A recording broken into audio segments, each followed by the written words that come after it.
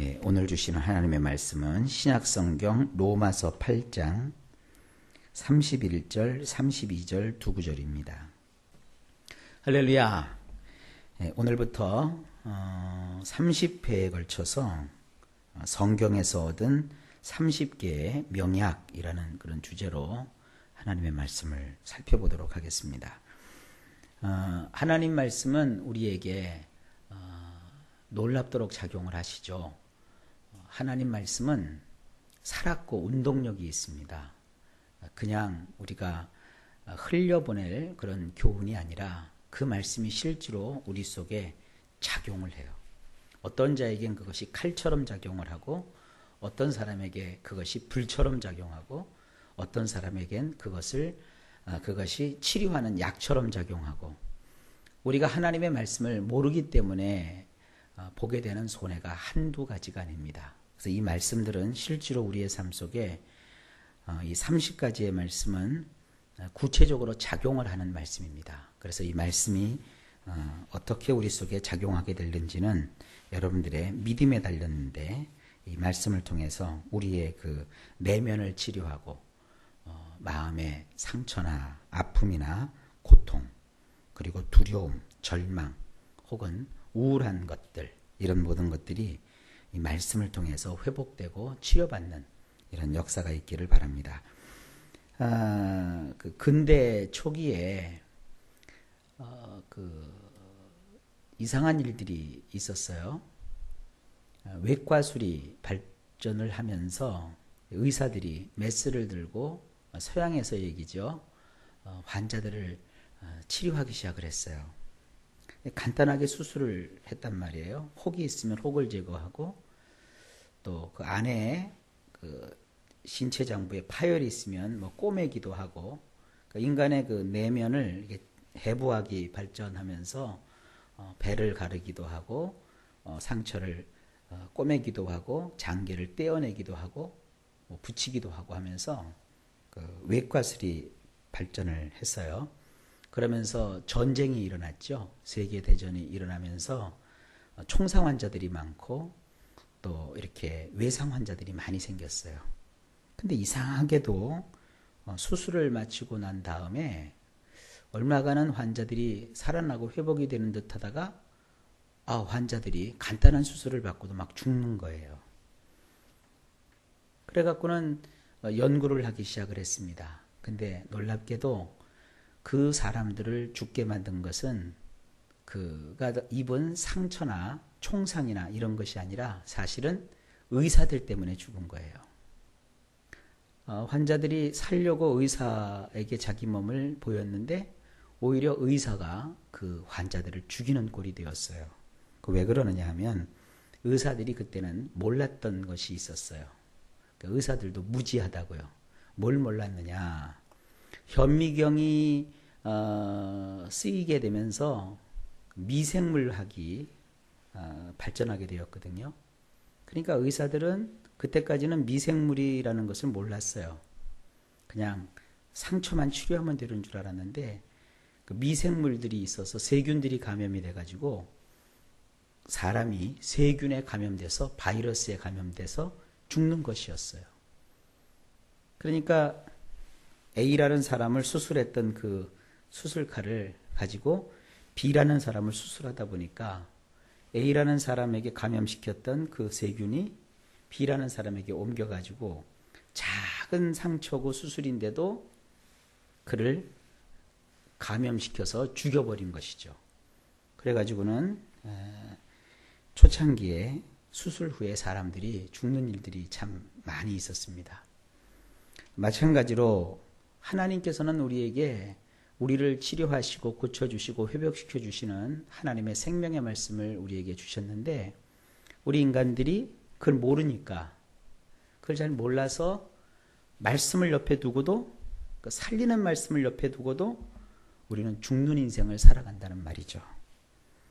자, 오늘 본문에 보게 되면 하나님께서 우리를 살리시는 말씀을 하고 계십니다. 오늘 본문을 좀 잠깐 보실까요? 그런즉 이 일에 대하여 우리가 무슨 말을 하리요? 여기 만일 하나님이 우리를 위하시면 누가 우리를 대적하리요?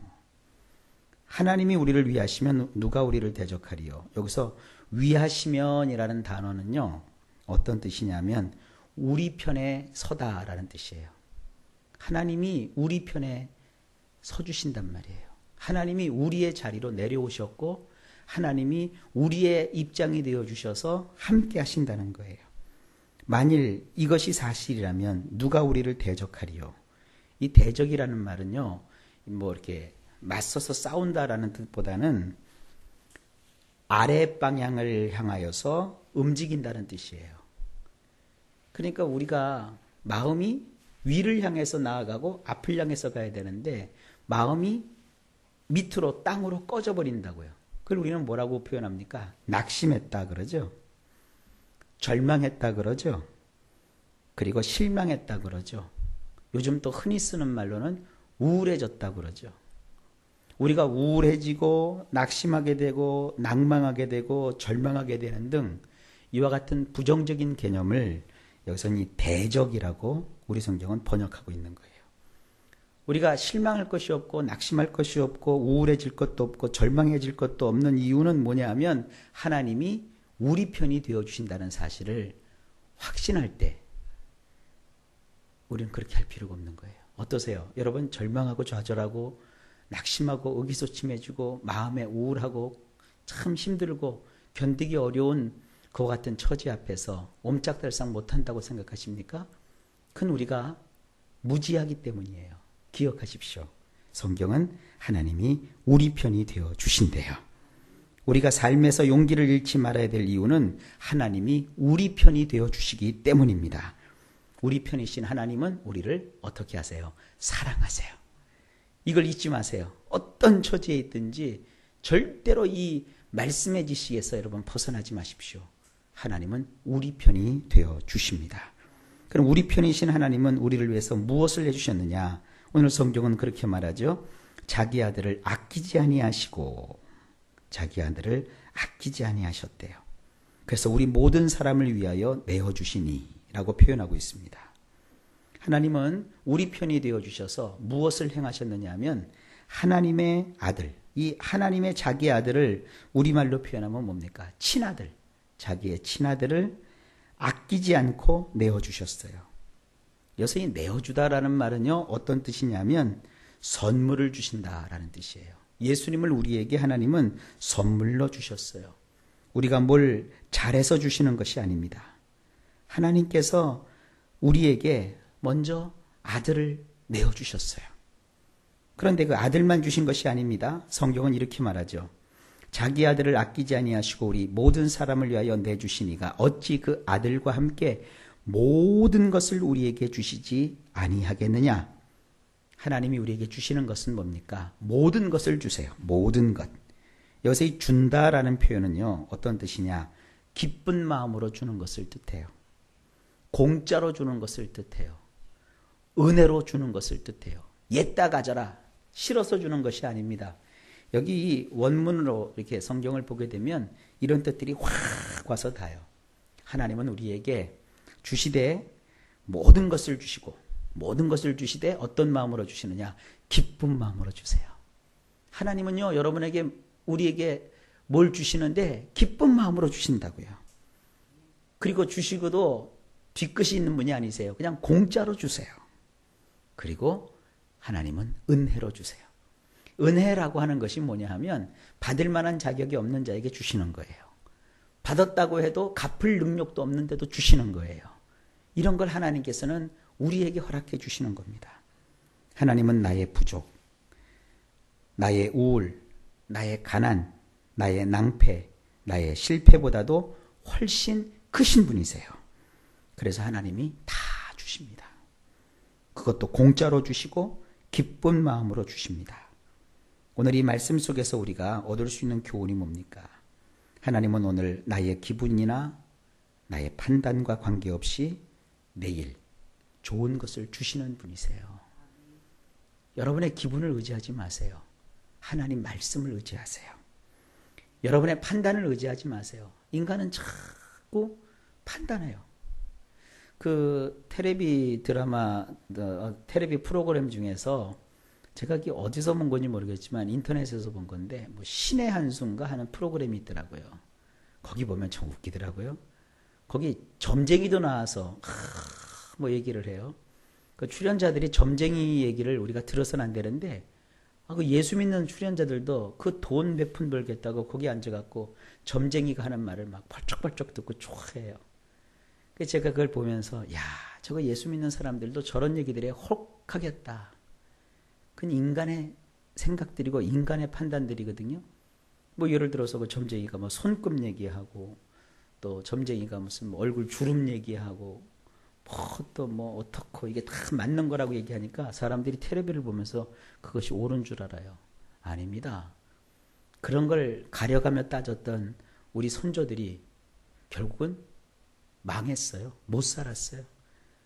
그런 것을 초탈한 기독교가 한국 땅에 들어오면서 의식개혁이 일어났잖아요. 교육이 일어나고 여성들이 해방되고 사람들이 합리적인 생각을 하게 되고 또 법과 질서를 지키는 것을 깨닫게 되고 외국과의 교역을 두고 하는 그리고 의술을 발전시키고 사람이 건강하게 살기 위해서 운동하게 되고 또 약을 쓰고 그러다 보니까 생명이 연장되고 사람들이 사람답게 살 수 있는 길들이 열렸습니다. 그걸 못 보고 사람들은 자꾸 그런 거 이상한 거 뭐 주름이 뭐 잡혔느니 뭐 양 미간 사이가 넓으니 좁으니 인생이 그것 가지고 해결된다면 뭐 이 세상에 인간이 왜 불행하겠어요? 사람이 불행해지는 것은 다른 거 아닙니다. 하나님을 가까이 하지 않기 때문입니다. 여러분, 하나님을 가까이 하십시오. 여러분의 그 기분과 판단을 의지하지 마십시오. 하나님은 우리와 함께 하시고 우리의 편이 되어 주십니다. 하나님 우리 편이 되어 주시기 때문에 우리는 절대로 아랫방향을 향해서 이동할 필요가 없어요. 하나님은 오늘은 우리가 어려울지라도 내일 좋은 것을 주시는 그런 하나님이십니다. 주님 앞에 소망을 가지시기를 예수님의 이름으로 축복합니다. 그래서 이 말씀의 약을 여러분이 오늘 복용하셔서 정말 하나님이 원하시는 축복된 삶을 누리실 수 있기를 예수님의 이름으로 축원합니다. 기도합니다. 하나님 감사합니다. 우리가 사는 세월 동안 하나님이 우리와 함께 하시면 우리가 마음을 밑을 향하여 깔아질 이유가 없다는 것을 오늘 말씀은 얘기하고 있습니다. 친아들을 내어주신 하나님께서 그 친아들과 함께 모든 것을 우리에게 기쁨으로 공짜로 은혜로 주시는 하나님을 우리가 오늘 말씀을 통해서 접했습니다.